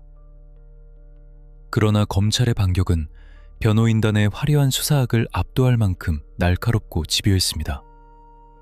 검사들은 모호한 정치적 해석이나 감정적인 호소를 철저히 배제한 채 오직 냉혹한 증거주의 원칙에 입각하여 피고인들을 궁지로 몰아넣었습니다. 수사팀이 가장 강력한 무기로 삼은 것은 바로 반대신문, 크로스 익사마네이션 기법이었습니다. 검찰은 과거 12.12 군사충돌 당시 지휘계통에 있었던 전직 장성들과 실무자들, 그리고 비자금 상납에 관여했던 대기업 총수들과 재무 담당 임원들을 차례로 증언대에 세웠습니다. 법정에 선 증인들이 과거의 기억을 부인하거나 권력의 눈치를 보며 진술을 번복하려 할 때마다 검사들은 즉각 산더미 같은 증거 기록 속에서 결정적인 서류 한 장을 빼들고 증인의 눈앞에 들이밀었습니다. 증인은 1990년 5월 청와대 안가에서 피고인과 독대한 적이 없다고 하셨습니다. 그렇다면 이 청와대 출입기록부와 당일 100억 원의 수표가 발행된 은행의 전표는 어떻게 설명하시겠습니까? 검사의 날선 질문과 명백한 물증 앞에 거짓말을 하려던 증인들은 식은땀을 흘리며 고개를 떨구어야만 했습니다. 또한 내란 및 반란 혐의를 입증하는 과정에서도 검찰의 정보력과 교차 검증 능력은 빛을 발했습니다. 피고인 측은 과거의 군사적 이동이 합법적인 지휘 계통을 밟은 정상적인 작전이었다고 강변했지만 검찰은 당시 보안부대와 수도 방위부대 사이에서 오간 무전 녹취록과 작전 일지를 법정에서 낱낱이 공개했습니다. 문서에 기록된 시간대별 부대 이동 경로와 지휘관들의 통화 내용은 피고인들의 주장이 완벽하게 조작된 거짓임을 여실히 증명하고 있었습니다. 합법적인 권한이 없는 자들이 무장병력을 동원해 국가 주요 기관을 무단으로 장악하고 정당한 지휘관을 불법적으로 강압하는 과정이 오직 서류와 객관적인 데이터의 교차 검증을 통해 마치 영화 필름을 대감듯 법정 안에서 생생하게 재구성되었습니다. 이 숨막히는 서류의 전쟁 속에서 권력을 쟁취하기 위해 자행되었던 은밀한 모의와 부적절한 지시들은 변명할 여지 없는 반란의 증거로 변모하여 피고인들의 숨통을 서서히 조여가고 있었습니다. 재판이 거듭될수록 417호 대법정은 단순한 범죄를 심판하는 공간을 넘어 대한민국 현대사의 깊은 환부를 도려내는 거대한 추술실과도 같았습니다. 피고인들은 자신들에게 불리한 증거가 제시될 때마다 기억이 나지 않는다, 실무자가 알아서 한 일이다 라며 책임 회피와 침묵으로 일관했습니다. 그러나 검찰이 집요하게 파고든 돈의 흐름과 군사작전에 모순된 기록들은 그들의 침묵보다 훨씬 더 크고 분명한 목소리로 진실을 웅변하고 있었습니다. 권력의 비호 아래 철저히 파쇄되고 소각되었을 것이라 믿었던 과거의 진실들이 이름 모를 실무자의 낡은 수첩에서, 은행 창구 직원의 희미한 전표에서, 그리고 누군가의 양심적인 증언을 통해 하나둘씩 되살아나 법정의 공기를 압도하고 있었습니다. 그것은 어떠한 절대 권력자라도 아무리 완벽하게 진실을 은폐하려 시도했다 할지라도 시간이 흐른 뒤에는 결국 법과 역사라는 냉혹한 심판관 앞에서 발가벗겨질 수밖에 없다는 것을 보여주는 생생한 다큐멘터리였습니다. 수개월에 걸친 피말리는 법리 공방과 증인 신문이 막바지를 향해 치닫으면서 전 국민의 시선은 이제 대한민국 사법부가 내릴 단 한 번의 역사적인 판결, 그 피할 수 없는 운명의 순간을 숨죽여 기다리고 있었습니다. 1996년 8월 26일, 유난히 덥고 길었던 여름의 끝자락, 서울지방법원 417호 대법정 주변은 이른 새벽부터 말 그대로 폭풍 전야에 숨막히는 긴장감으로 팽팽하게 달아올라 있었습니다. 수개월 동안 피말리게 이어졌던 1심 재판의 최종 선고 공판이 열리는 역사적인 날, 법원 건물 안팎에는 수천 명의 경찰 병력이 겹겹이 바리케이드를 치고 삼엄한 경계를 펼쳤고, 금속 탐지기와 소지품 검사를 거쳐야만 들어갈 수 있는 대법정 안에는 국내외 취재진과 방청권을 얻은 시민들로 발 디딜 틈 없이 가득 찼습니다. 전 세계의 이목이 집중된 가운데 오전 10시 정각, 굳게 닫혀있던 대법정 피고인 대기실의 무거운 나무 문이 열렸습니다. 법정 안을 가득 메운 수백 명의 사람들은 약속이나 한 듯 숨을 죽였고, 팽팽한 정적 속에서 마침내 2명의 피고인이 교도관들의 밀착 호의를 받으며 피고인석을 향해 무거운 발걸음을 내딛었습니다. 그리고 그들이 지정된 좌석으로 이동하는 그 짧은 찰나, 대한민국 현대사의 가장 상징적이고도 충격적인 장면 하나가 수많은 카메라 렌즈에 포착되었습니다. 옅은 황갈색 수의를 입고 낡은 고무신을 신은 두 전직 대통령, 가슴에 3124라는 수인 번호를 단 전두환 피고인과 3198번을 단 노태우 피고인이 법정 한가운데서 아주 짧은 순간 서로의 손을 굳게 맞잡은 것입니다. 이 한 장의 흑백 사진은 단순한 안부 인사를 넘어 범죄 심리학과 프로파일링 관점에서도 매우 다층적이고 복잡한 의미를 내포하고 있었습니다. 심리 분석 전문가들은 이 찰나의 스킨십이 극한의 사법적 압박감 속에서 무의식적으로 발현된 과거 동맹의 확인이자 동시에 과거 자신들이 공유했던 절대 권력의 연대감이 완전히 붕괴되는 냉혹한 현실 앞에서의 본능적인 의지라고 분석했습니다. 한때 국가의 모든 것을 쥐고 흔들며 1인자와 2인자로서 무소불위의 권력을 누렸던 두 사람이 이제는 법의 심판대 앞에서 수임번호로 불리며 나란히 추락한 서로의 처지를 위로하는 듯한 이 기묘하고도 서늘한 장면. 그것은 수십 년간 대한민국을 짓눌러왔던 억압적인 권력의 완벽한 정원을 선고하는 그 어떤 판결문보다도 압도적이고 비극적인 한편의 시각적 묵시록이었습니다. 수많은 플래시 세례가 잦아들고 팽팽한 정막만이 남은 가운데 마침내 재판부가 법대에 올랐습니다. 담당 재판장인 김영일 부장판사의 묵직하고 건조한 목소리가 마이크를 타고 대법정의 차가운 공기를 갈랐습니다. 선고 공판은 무려 1시간 30분이 넘도록 길게, 그러나 단 한치의 흔들림도 없이 진행되었습니다. 재판부는 가장 먼저 수개월간 법정을 뜨겁게 달구었던 피고인 측의 핵심 방어 논리, 즉 성공한 쿠데타는 처벌할 수 없다는 주장을 정면으로 그리고 완벽하게 배척했습니다. 판결문의 논리는 명확하고 예리했습니다. 아무리 성공한 내란이나 반란이라 할지라도 폭력과 불법적인 수단으로 헌법기관을 강압하고 국가의 권력을 찬탈한 행위는 결코 정당화될 수 없으며 이는 당연히 사법심사의 대상이 됨이 마땅하다. 이 한 문장은 불법적인 무력의 동원을 고도의 정치적 결단으로 포장하여 처벌을 회피하려 했던 피고인들과 호화 변호인단의 알량한 법리적 변명을 무참히 부숴버리는 사법부의 역사적인 선언이었습니다. 이어서 재판부는 피고인들이 재임 기간 동안 저지른 천문학적인 규모의 비자금 조성과 뇌물수수 혐의에 대해서도 낱낱이 짚어나갔습니다. 기업들로부터 걷어들인 돈이 자발적인 정치자금이라는 피고인들의 주장은 압수수색을 통해 확보된 치밀한 차명계좌의 흐름과 뇌물 전달을 입증하는 대기업 총수들의 일관된 진술 앞에서 모래성처럼 허물어졌습니다. 재판부는 판결문을 통해 그것이 국가원수라는 우월적 직위를 이용해 은밀한 적대와 부적절한 관계를 맺고 대형 국책사업의 이권을 미끼로 수천억 원의 부당한 이익을 챙긴 명백한 뇌물임을 법적으로 확정지었습니다. 이 거대한 정경유착의 사슬이 시장경제의 공정한 질서를 훼손하고 국민에게 돌이킬 수 없는 깊은 상실감과 배신감을 안겨주었다며 피고인들의 파렴치한 자금 축제 행위를 강도 높게 질타했습니다. 헌정 질서의 파괴, 불법적인 군사 지휘권 침해, 그리고 상상을 초월하는 부정부패.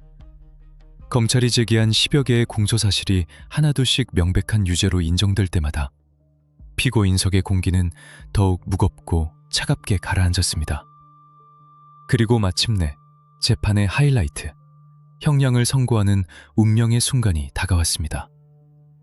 방청석에 앉아있던 희생자 유가족들은 두 손을 굳게 모은 채 숨을 죽였고 변호인들의 표정은 굳어졌으며 피고인들의 얼굴에는 핏기가 가셨습니다.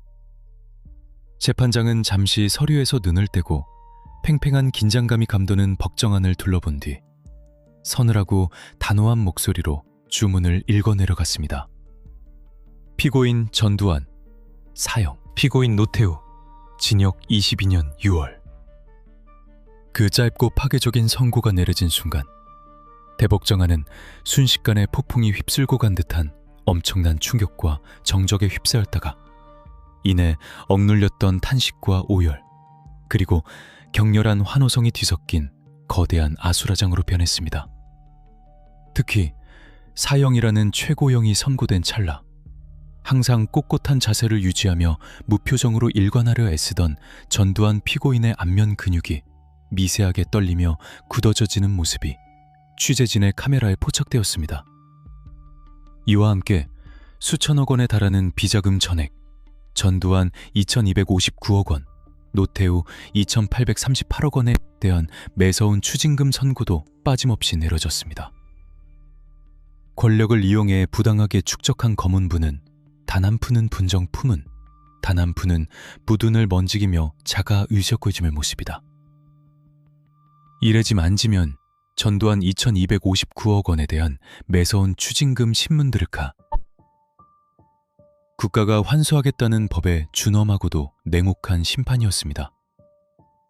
이날의 1심 판결은 단순히 형법전을 기계적으로 적용한 결과물이 결코 아니었습니다. 그것은 오랜 세월 동안 국가의 공적 권력을 철저히 사유화하고 법과 제도를 무력화시키며 자신들만의 견고한 기득권의 성을 쌓았던 절대 권력자들을 향한 민주주의와 법치주의의 완벽한 승리였습니다. 비록 그 진실을 규명하는 과정이 험난했고 오랜 시간이 걸렸지만 어떠한 권력도 법 위에 군림할 수 없으며 불법적인 방식으로 취득한 권력과 부는 결국 객관적인 증거와 역사의 차가운 심판대를 피할 수 없다는 진리를 명백하게 증명해낸 것입니다. 텔레비전 생중계와 호외 뉴스를 통해 이 역사적인 판결의 순간을 지켜보던 전 국민은 형용할 수 없는 거대한 카타르시스와 함께 오랜 세월 가슴을 짓눌러왔던 응어리가 조금이나마 씻겨 내려가는 듯한 기분을 느꼈습니다. 하지만 사형이라는 극단적인 선고에도 불구하고 검찰과 수사관들은 아직 안도할 수 없었습니다. 판결 직후 피고인 측의 즉각적이고 맹렬한 항소가 이어졌고 피 튀기는 법리 공방은 항소심과 대법원으로 무대를 옮겨 더욱 치열하게 전개될 것이 분명했기 때문입니다. 더욱이 법원이 선고한 저 천문학적인 액수의 추징금을 어떻게 그들의 은밀한 금고에서 찾아내 끝까지 환수할 것인가라는 수사관들의 끝없는 숨바꼭질이 새롭게 시작되는 순간이기도 했습니다.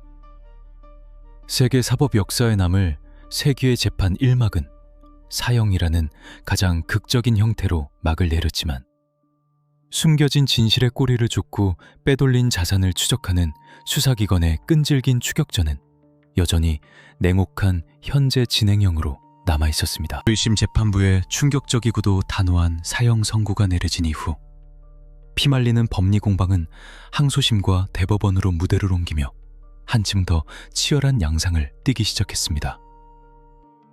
피고인 측 호와 변호인단은 형량을 단 1년이라도 낮추기 위해 필사적으로 방어 논리를 재구성했고 검찰 특수부 역시 한치의 물러섬 없이 방대한 증거 기록을 바탕으로 유죄를 입증해 나갔습니다. 마침내 이듬해인 1997년 4월 17일 대한민국 대법원은 기나긴 사법적 전쟁의 최종 마침표를 찍는 확정 판결을 내렸습니다. 대법원 전원 합의체는 원심의 유죄 판단을 대부분 유지하면서도 전두환 피고인에게는 무기징역을, 노태우 피고인에게는 징역 17년을 최종 확정했습니다. 아울러 그들이 국가 최고 권력을 이용해 부당하게 축적한 검은 돈에 대해서도 각각 2,205억 원과 2,628억 원이라는 천문학적인 액수의 추징금을 확정지었습니다. 이는 어떠한 무소불위의 절대 권력도 결코 법의 심판을 피할 수 없으며 은밀하고 불법적인 경로로 조성된 부적절한 자금은 반드시 국가가 끝까지 환수한다는 민주 법치주의의 확고한 승리를 역사에 아로새긴 결정적 순간이었습니다. 하지만 사법부의 최종 판결이 내려진 지 불과 8개월 만에 역사의 수레바퀴는 누구도 짐작하지 못했던 기묘하고도 혼란스러운 방향으로 급격히 틀어지기 시작했습니다. 1997년 겨울, 대한민국은 이른바 IMF 외환위기라는 건국 이래 최대의 끔찍한 경제적 국난을 맞이하게 됩니다. 국가 부도라는 벼랑 끝에 내몰린 절체절명의 위기 상황 속에서 새롭게 선출된 김대중 대통령 당선인과 김영삼 당시 대통령은 중대한 정치적 결단을 내립니다. 바로 국민 대통합과 경제 위기 극복을 위한 국력 결집이라는 거창한 명분 아래 수감 중이던 두 전직 대통령에 대한 특별 사면을 전격적으로 합의한 것입니다. 과거 신군부 세력에 의해 조작된 내란 음모 사건으로 사형 선고까지 받았던 핍박의 피해자가 세월이 흘러 국가의 지도자로 당선된 직후 자신을 죽음의 문턱까지 몰아넣었던 권력의 가해자들을 용서하고 풀어주는 이 역설적이고도 극적인 장황. 1997년 12월 22일 무기징역을 선고받고 수감된 지 불과 2년 남짓 만에 두 사람은 구치소의 좁고 차가운 철문을 걸어 나와 다시 자유의 몸이 되었습니다.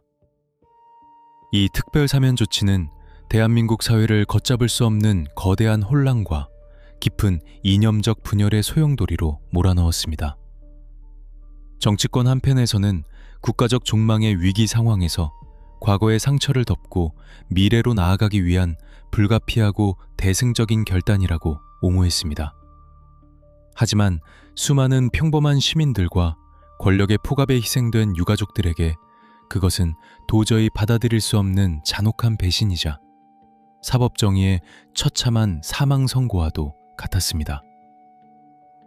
수많은 수사관들이 밤을 새워가며 끈질기게 파헤쳐 어렵게 세워올린 역사적 단죄의 금자탑이 국민 화합이라는 모호하고 일방적인 정치적 수사 한마디에 의해 하루아침에 무력화되는 참담한 현실 앞에서 사회 곳곳에서는 분노와 허탈감이 짙게 그쳐있습니다.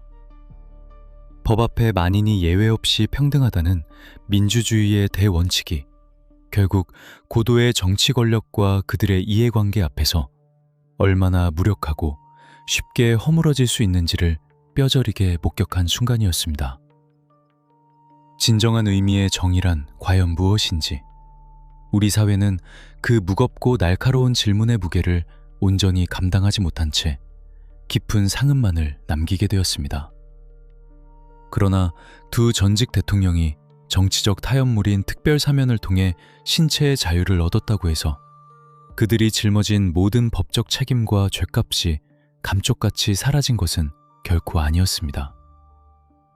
특별사면의 법적 효력은 단지 남은 징역형의 집행을 면제하는 데 그칠 뿐 대법원이 확정한 수천억 원의 벌금, 즉 추징금까지 소멸시킨 것은 아니었기 때문입니다. 특히 국민들의 매서운 시선은 여전히 2,200억 원이 넘는 막대한 빚을 국가에 미납한 채 꼿꼿하게 버티고 있는 전두환 전 대통령의 은밀한 금고를 향해 날카롭게 꽂혀 있었습니다. 대검찰청 역시 전문적인 자금 추적 요원들로 구성된 추징금 환수 전담팀을 특별히 꾸려 그의 숨겨진 은닉 재산을 찾아내기 위한 길고도 끈질긴 임하게 추격전에 본격적으로 돌입했습니다. 하지만 과거 군사정권 시절부터 국가의 모든 최고급 정보망과 금융 시스템을 장악하고 통제했던 권력의 최정점 인사답게 그의 자금 세탁과 재산 은닉 수법은 일반적인 지능형 경제사범들의 상상을 아득히 초월할 정도로 교묘하고 치밀했습니다. 직계 가족은 물론이고 반계 친인척과 수많은 과거 측근들의 이름으로 거미줄처럼 복잡하게 엮인 차명 계좌와 해외의 유령 법인들이 끊임없이 등장하며 베테랑 수사관들의 집요한 금융 추적을 번번이 교란하고 장벽을 쳤습니다. 이 지루하고 피말리는 자금 추적의 숨바꼭질 과정에서 대한민국 전체를 다시 한번 거대한 분노의 용광로로 들끓게 만든 희대의 망언이 터져나옵니다. 2003년 4월 법원이 강제한 재산명시 심리에 출석한 전두환 전 대통령은 신문하는 판사를 향해 너무나도 태연하고 당당한 표정으로 이렇게 진술했습니다. 내 명의로 된 재산은 예금 통장에 있는 29만 원이 전부입니다. 2,205억 원이라는 막대한 추징금 중 고작 300억 원 남짓만을 납부한 채 자신은 이제 더 이상 숨겨둔 돈이 없어 남은 수천억 원의 빚을 국가에 낼 수 없다고 뻔뻔하게 버티는 그 오만한 태도는 전 국민의 억눌린 공분을 단숨에 폭발시켰습니다. 과거 수천억 원대의 비자금을 제 집 금고처럼 주무르던 절대 권력자가 전 재산이 29만 원뿐이라는 억지 주장을 펴면서도 정작 자신과 그의 일가족들은 경호 인력이 배치된 호화로운 연희동 저택에 거주하며 최고급 골프장을 수시로 드나들고 해외여행을 즐기는 기만적이고 호화로운 삶을 버젓이 이어가고 있었기 때문입니다. 이 뻔뻔한 조롱 앞에 검찰 추징금 환수팀의 도끼가 바짝 올랐습니다. 검찰은 이제 단순한 서류상의 계좌 추적을 완전히 넘어 최첨단 금융 분석 기법과 과학적 자금 프로파일링을 청동원하여 전시 일가의 부의 흐름을 문자 그대로 현미경으로 들여다보듯 샅샅이 해부하기 시작했습니다.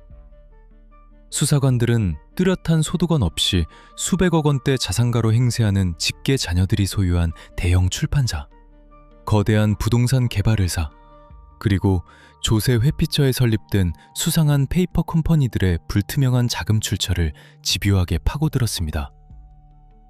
결국 2013년 여론의 거센 압박 속에 이른바 전두환 추징법이라 불리는 공무원 범죄에 관한 몰수 특례법이 국회를 전격 통과하면서 검찰의 은닉재산 추적 수사는 결정적인 전환점을 맞이합니다. 특별환수팀은 기습적으로 연희동 자택과 장남의 회사 등의 무장 수사관들을 투입해 전방위적인 강제 압수수색을 단행했습니다.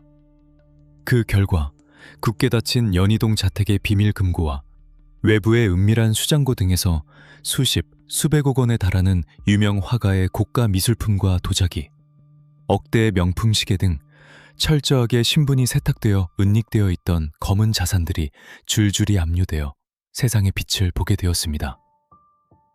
전 재산이 29만 원이라는 그의 비루한 변명이 완벽한 거짓이자 국민을 기만하는 철면피 같은 조롱이었음이 끈질긴 압수수색과 팩트를 통해 낱낱이 입증된 것입니다. 이 수십 년에 걸친 끝없는 추격전은 권력자가 부당하게 은닉한 재산은 아무리 겹겹이 자물쇠를 채워 교묘하게 숨겨도 결국 국가의 집요한 정보력과 수사 의지 앞에 그 추악한 민낯을 드러낼 수밖에 없다는 사실을 보여주는 냉혹한 다큐멘터리였습니다. 오랜 세월이 지난 지금까지도 완벽히 환수되지 못한 자녀 추징금을 쫓는 수사기관의 외롭고도 끈질긴 싸움은 아직 완전히 끝나지 않았습니다.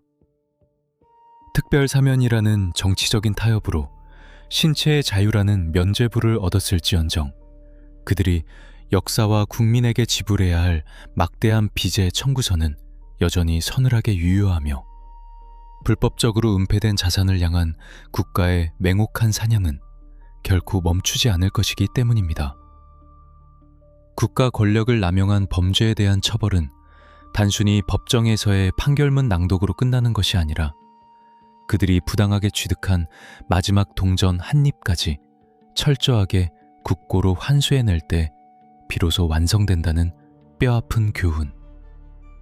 그것이 바로 29만 원이라는 비현실적인 숫자 뒤에 숨어있는 끝나지 않은 사법 정의의 치열한 전쟁이었습니다. 1995년 10월 낡은 팩스용지 한 장에 찍힌 의문의 숫자 100억 원에서 위태롭게 출발했던 검찰의 내사는 결국 대한민국 헌정사상 그 유례를 찾아볼 수 없는 전직 대통령 2명의 동시 구속과 사형 선고라는 전대미문의 사법적 단주로 이어졌습니다.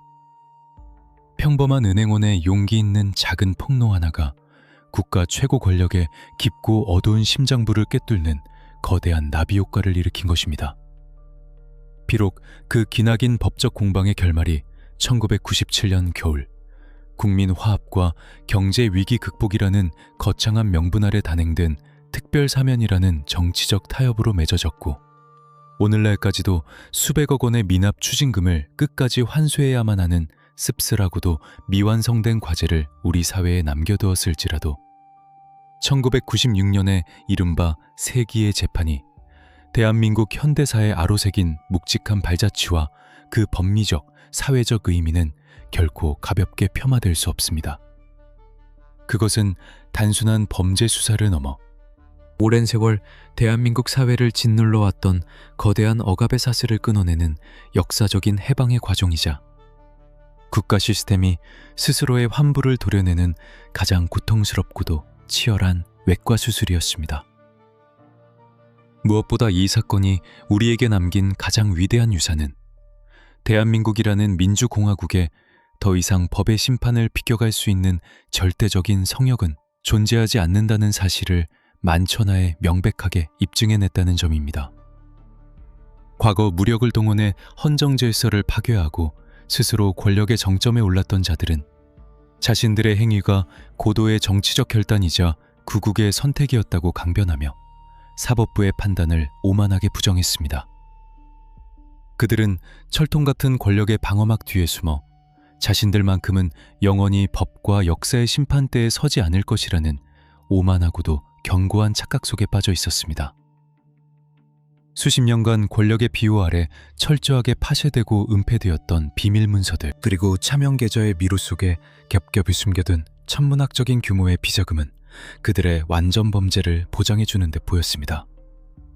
그러나 검찰 특별수사본부 소속 수사관들의 집요한 계좌 추적과 과학적인 자금 프로파일링, 그리고 수만 페이지에 달하는 방대한 압수물과 진술조서를 십자포화처럼 들이대는 날카로운 반대신문 앞에서는 아무리 높고 단단한 권력의 철벽이라도 결국 모래성처럼 허무하게 무너져 내릴 수밖에 없었습니다.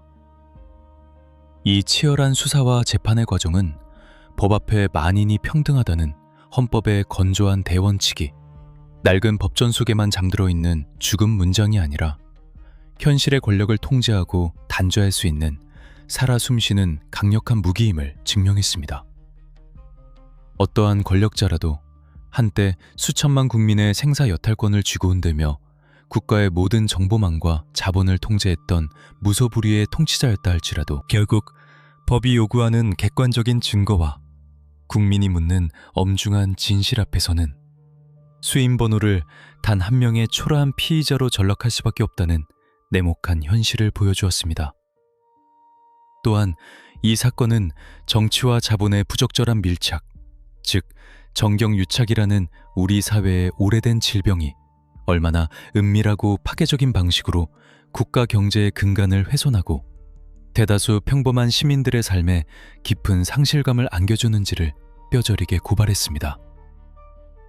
대기업 총수들이 깊은 밤 대검찰청 조사실에 불려와 털어놓은 뇌물 전달의 내막은 부정한 권력과 탐욕스러운 자본이 어떻게 밀실에서 국가의 부를 사유화했는지를 보여주는 부끄러운 자화상이자 다시는 되풀이되어서는 안 될 치욕스러운 오답노트였습니다. 결국 권력은 유한하지만 기록은 영원하며 돈의 흔적은 아무리 교묘하게 지워도 진실의 꼬리를 남기기 마련입니다. 내 전 재산은 29만 원뿐이다 라며 법과 국민을 기만하려 했던 어느 전직 대통령의 비루하고도 철면피 같은 변명은 그가 얼마나 깊은 자기 합리화와 권력의 환영 속에 고립되어 있었는지를 방증하는 천국에 불과했습니다. 수십 년의 세월이 흐른 뒤에도 끝내 그의 숨겨진 비밀 금고를 찾아내고 은닉된 고가의 미술품을 압류해낸 수사기관의 집요한 추격전은 진실을 향한 국가와 시민의 끈질긴 의지가 범죄자의 얄팍한 거짓말을 어떻게 압도하는지를 보여주는 통쾌하면서도 서늘한 결말이었습니다. 불법적인 거래와 억압으로 쌓아 올린 견고한 부와 명예는 결코 영원할 수 없으며 시간의 모래바람이 거치고 나면 오직 법과 역사라는 가장 냉정하고 객관적인 저울 위에 그들의 진짜 죄가 낱낱이 달아질 뿐입니다. 진정한 사법적 정의는 범죄자를 감옥에 보내는 물리적인 처벌에서 끝나는 것이 아니라 그들이 감추려 했던 어두운 진실을 세상의 밝은 빛 아래로 온전히 끌어내고 부당하게 축적한 부를 마지막 한 푼까지 철저하게 환수할 때 비로소 그 무거운 마침표를 찍을 수 있습니다. 1996년의 그 뜨거웠던 여름, 서울지방법원 417호 대법정. 피고인 속에 나란히 앉아 굳게 맞춰봤던 두 전직 대통령의 손. 그 한 장의 차갑고도 비극적인 흑백 사진이 지금을 살아가는 우리에게 던지는 묵직한 메시지는 너무나도 분명합니다. 민주주의라는 위대한 시스템은 누군가의 선이나 통치자의 시혜로 유지되는 것이 아니라 불의를 참지 않는 시민들의 나에선 감시와 증거를 쫓아 끈질기게 파고드는 수사기관의 냉혹한 집념, 그리고 어떠한 외압에도 흔들리지 않는 사법부의 독립적인 판결이 톱니바퀴처럼 맞물려 돌아갈 때 비로소 지켜질 수 있다는 숭고한 진리입니다. 어두운 밀실에서 이루어지는 부적절한 거래와 권력의 그늘에 숨어 법망을 피하려는 자들에게 1996년의 이 세기의 재판은 세월을 뛰어넘어 영원히 잊히지 않을 가장 날카롭고 섬뜩한 경고장으로 남을 것입니다. 역사의 시계바늘은 결코 거꾸로 돌아가지 않으며 진실을 삼킨 어둠은 결국 여명의 빛을 이길 수 없습니다. 대한민국 사법 역사상 가장 웅장하고도 험난했던 이 거대한 진실 추적의 서사시는 우리가 앞으로 어떤 사회를 만들어가야 하는지에 대한 무겁고도 차가운 질문을 남긴 채 이제 역사의 엄숙한 기록 보관소로 그 자리를 옮겼습니다.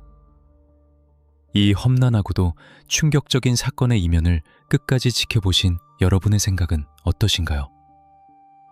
불법적으로 권력을 찬탈하고 수천억 원의 부를 축적한 이들에 대한 1996년의 판결과 이어진 논란의 특별 사면 조치에 대해 여러분은 어떤 역사적 평가를 내리고 싶으신지 자유로운 의견을 남겨주시기 바랍니다.